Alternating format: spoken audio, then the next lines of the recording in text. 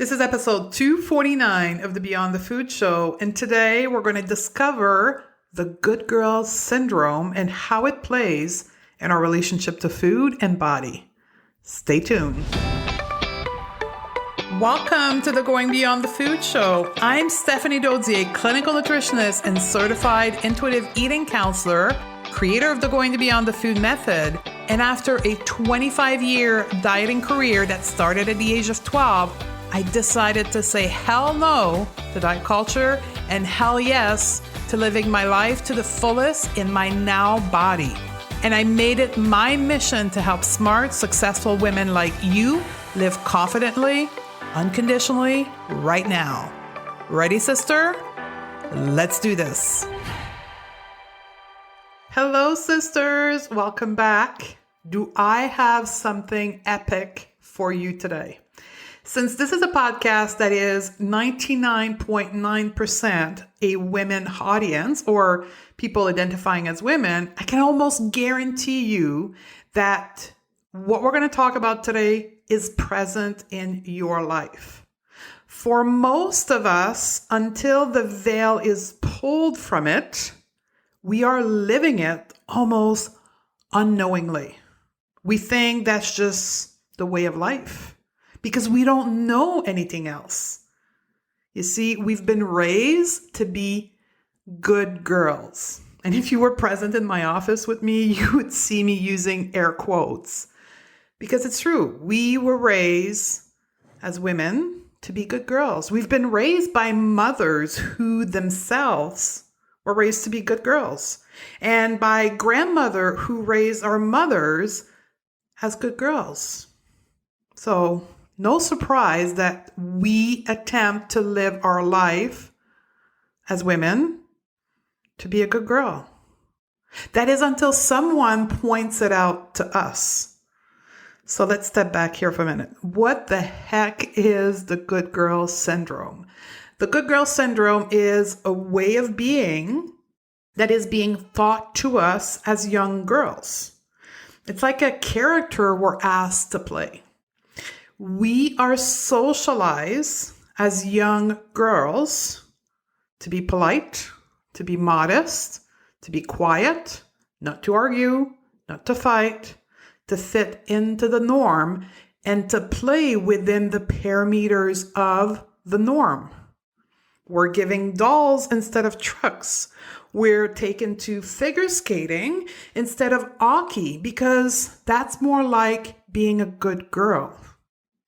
And you see, as we get older, it's reinforced to us to be reasonable in our demands, to get things right the first time, because making mistake means we're not smart.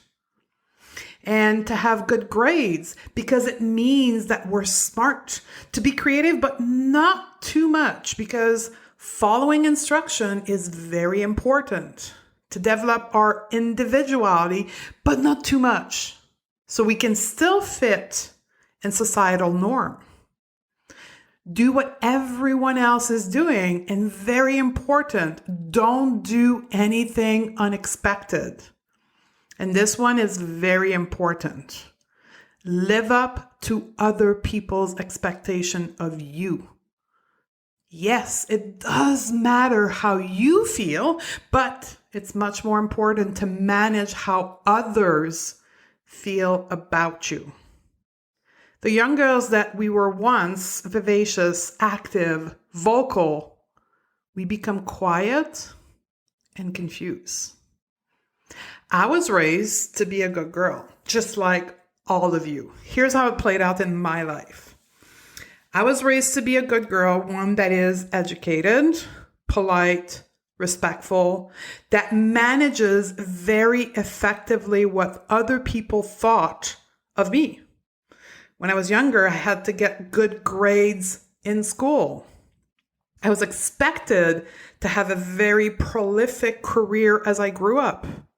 And even today, when I look at people around me, they expect me to have a very profitable business, because that is what people expect from me.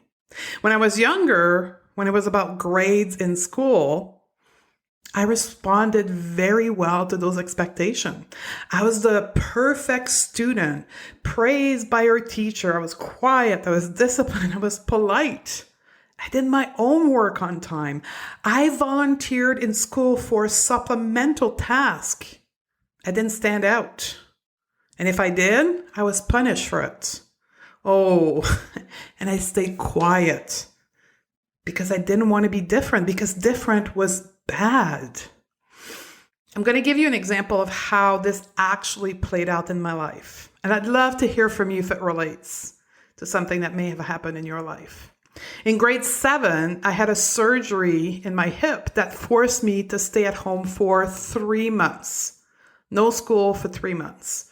And one of my teachers was hired by my parent to come home and tutor me. So I kept up with my schooling. And I remember one day, among the many sessions we have, she pointed out to my parents how my writing was not to standards in its appearance. I was making my letter bigger, so I spilled out of the line. Remember those old book we had in school where we had lines and we had to write within the lines? I made my letters bigger. And I was taking too much room. And my writing was slightly crooked on the side, just a little bit. So my writing style was different than what was expected of me. And that was not okay. So I was put to the task by my parents to change my writing, to bring it back to, air quote, the norm. Although this event in itself is very little, it left a deep impact on me. It sent the message very clearly, don't be different. And I still have memories of me sitting at that dining room table with my parents looking up my shoulder, practicing my proper writing style. And coincidentally, just a few months later, my body became out of norm. The answer, I was taken to Weight Watcher, starting a 25-year dieting career.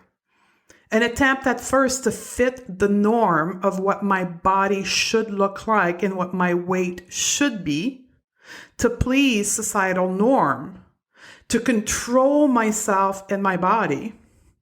And back in the 80s, what everyone was doing was, if you didn't fit the mold as a woman, you went to Weight Watcher and you ate low fat. The truth is, I was trying to fit patriarchy's expectation of what a woman's body should look like. Though, back at that age, I didn't know it was patriarchy's expectation. It's just what I was told, taught, socialized, and what ultimately I ended up internalizing of what my body should look like. And back in the 90s, that was a Kate Moss body. For all of the 80s child here, a wayfish, extremely thin, and what we used to call an Aaron chic body. Because my body could not be different from that. And I spent 25 years chasing that body. Why? Because I wanted to be a good girl. It's not only my experience and the one of my client, but it's actually facts. There's a study by Stanford University that was done with people of both sex, men and women. And that study reported that the most desirable adjective to describe women were compassionate, warm, cheerful, soft-spoken, and loyal. All qualities of a good girl. On the other end, when the same participant, remember of both sex, were asked to list desirable adjective for men, they listed independent, assertive, dominant, and decisive. Apparently, women's most desirable when they are soft, and men when they are strong. And what's very important about this study is that it was people from both sex. This socialization to the good girl syndrome is so well executed that we don't even know that we're stuck in it. And we expect that from ourselves and from other women in our life. And these expectations creates enormous fear in us as women. Because we are afraid of being too assertive. We are afraid of not being good enough.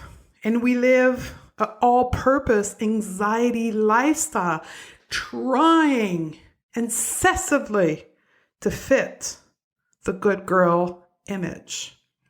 We want to be sexy, but not too sexual. We want to be skinny, but we also need to be healthy. We want to be smart, but not too smart. The contradiction and the messages of contradiction are endless and a source of a lot of pain, anxiety, self-doubt, and shame for us as women. And we don't even know why it's happening to us.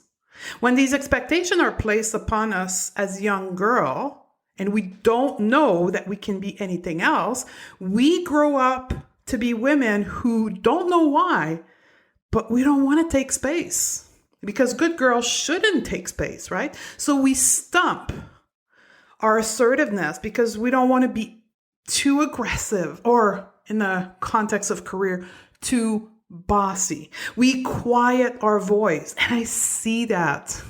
I'm coaching a group of non-diet professionals to learn the non-diet way, the Beyond the Food method, and also to start their non-diet business. And I put them in front of a camera right from month one. Why? Because I want to teach them to take space.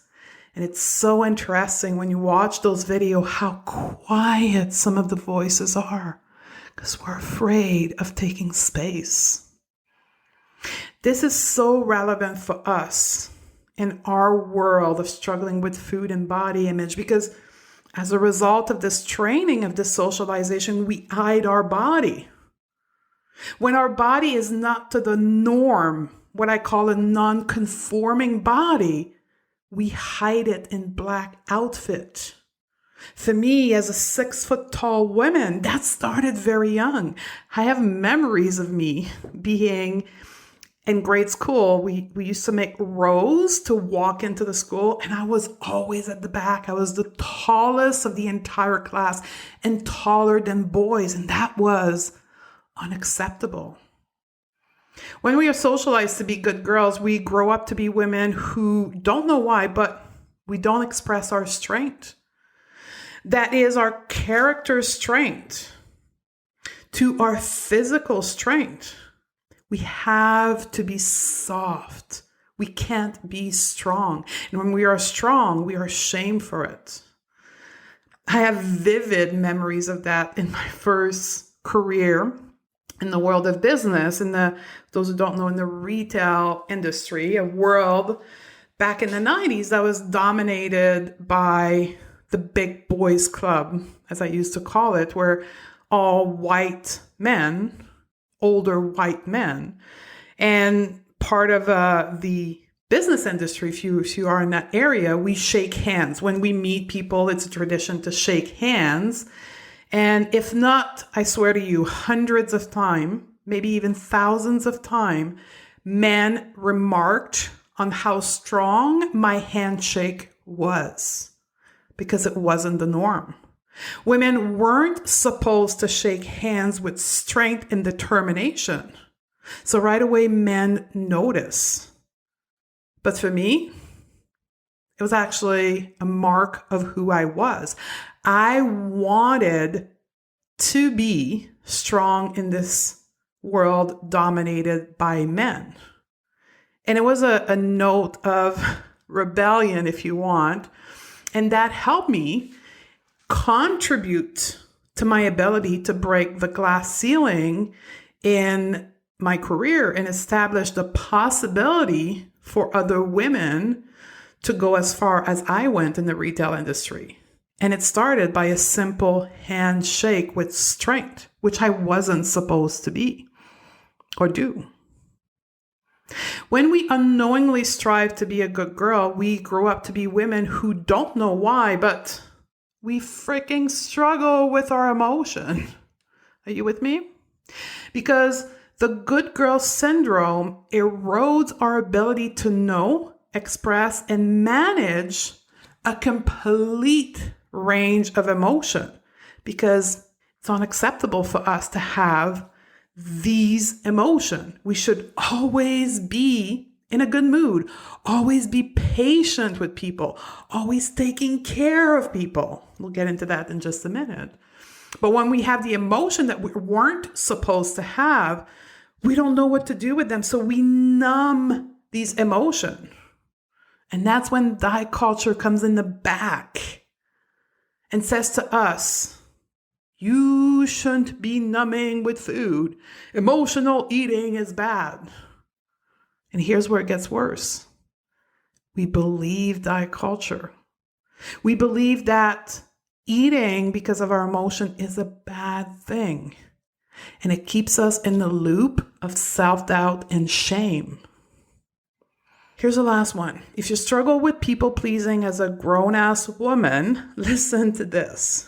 I know that's the vast majority of my clients, so I can only extend that is the vast majority of you. As a good girl, you were trained to be a people pleaser. So as adult, accomplished women, unknowingly, we continue to believe that we should be selfless. We limit the expression of our needs.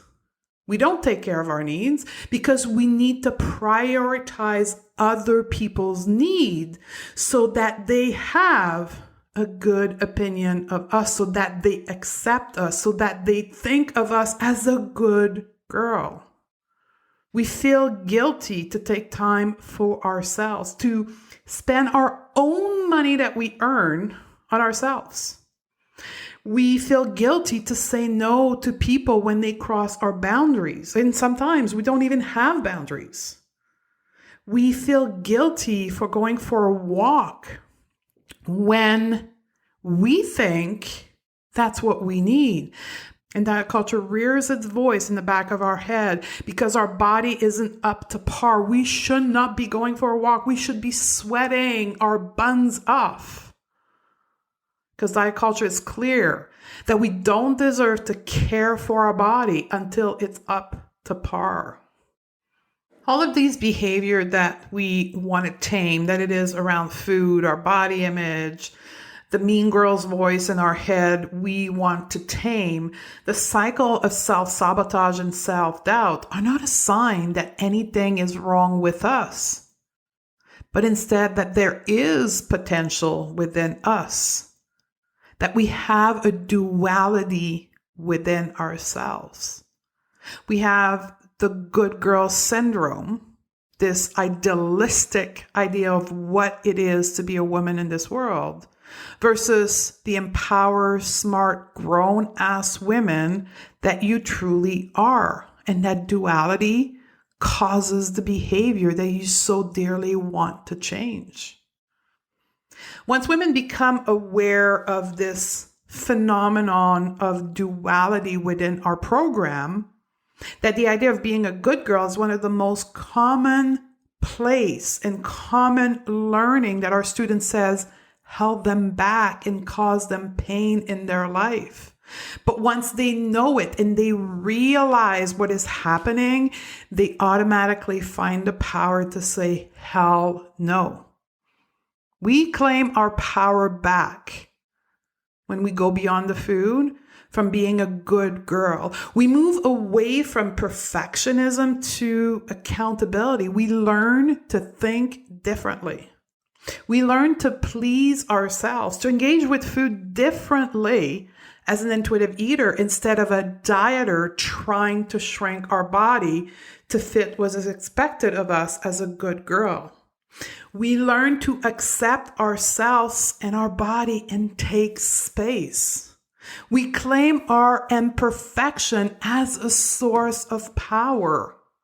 We stop trying to be a good girl and being complicit in our own disempowerment. And that automatically gives us our power back. And as you start diving into this work, you cannot stop but think about the next generation of women and how our own personal choice today makes it easier for them to be who they're meant to be and not a good girl.